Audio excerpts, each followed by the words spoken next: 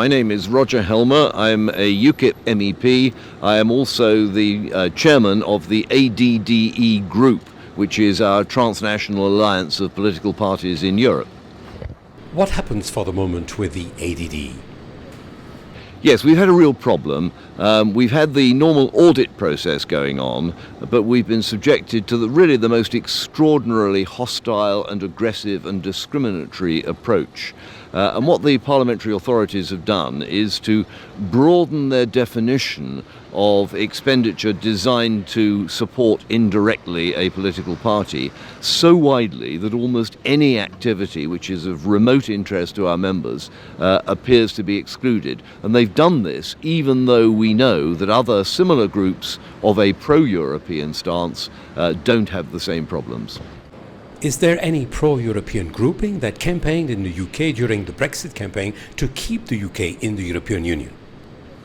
Oh, there is, yes. Several of them. One particular case was a Green group that had an anti-Brexit meeting in London that was funded by their political group. Certainly, and also, of course, the Parliament itself, or rather the European institutions themselves, actually funded fairly extensively the Remain campaign. We saw the news yesterday, I think it was, that the CBI had received £1 million from the Brussels institutions. Do you think it is a witch hunt against Eurosceptic political parties? Oh, absolutely. I think we're justified in using the term witch hunt, and I would stress that while we in the ADDE are having problems, other Euro-critical groups, for example, the Marine Le Pen group, have also had a difficult time with the audit. What is the ADDE going to do to go forward? Well, the problem, of course, with this situation is that the Parliament administration is judge and jury and executioner. So in the short term, there is no immediate appeal.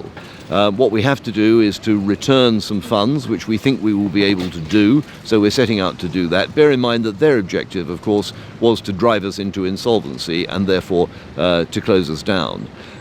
In the medium term, we think we can challenge the decision in court. It will be a long and expensive process, but we feel we have to, because if we do nothing, it will be interpreted in some quarters as an admission that we were wrong. We don't think we were wrong. We think we were keeping to the rules. In fact, we fell over backwards to try and make sure that we complied with the Parliament rules. We hired not one but two compliance officers who vetted each piece of expenditure and signed it off. And frankly, those compliance officers are astonished at the way we've been treated and the way the Parliament has excluded expenditure which in previous years would have been perfectly acceptable. You talk about the treatment of the members of the ADDE and the staffing. How has the EU been treating the staff and members?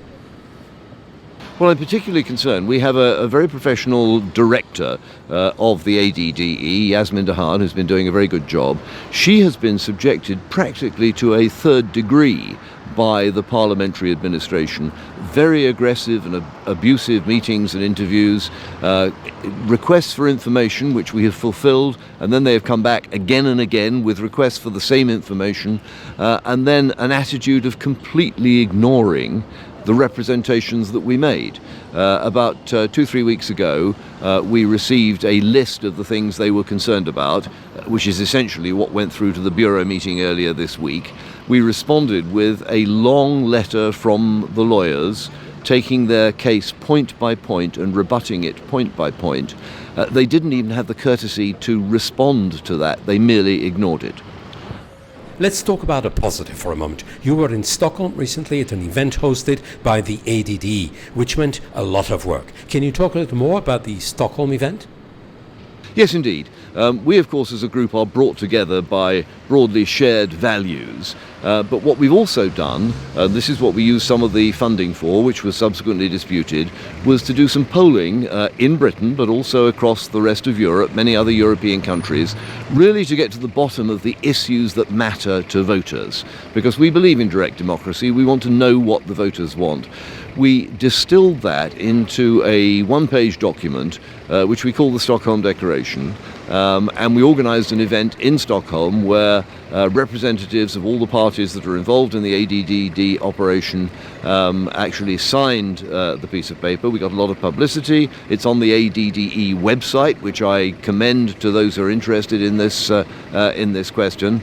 And we went on to have a wonderful event in the evening, a dinner which was organised by the Associated Foundation, the IDDE. I'm sorry it gets a bit like alphabet soup, but we made an award for lifetime achievement to Václav Klaus, the former Prime Minister and former President of the Czech Republic, who's been an absolute stalwart of the Eurosceptic movement. And as he said at the time, he wasn't accustomed to getting awards from Brussels-based organisations. But it was a wonderful event, and it was an example of the sort of thing that we can do to promote our political views and our values.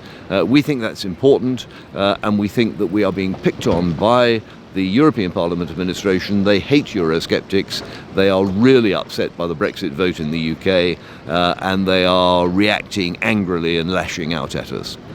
Thank you very much, Roger.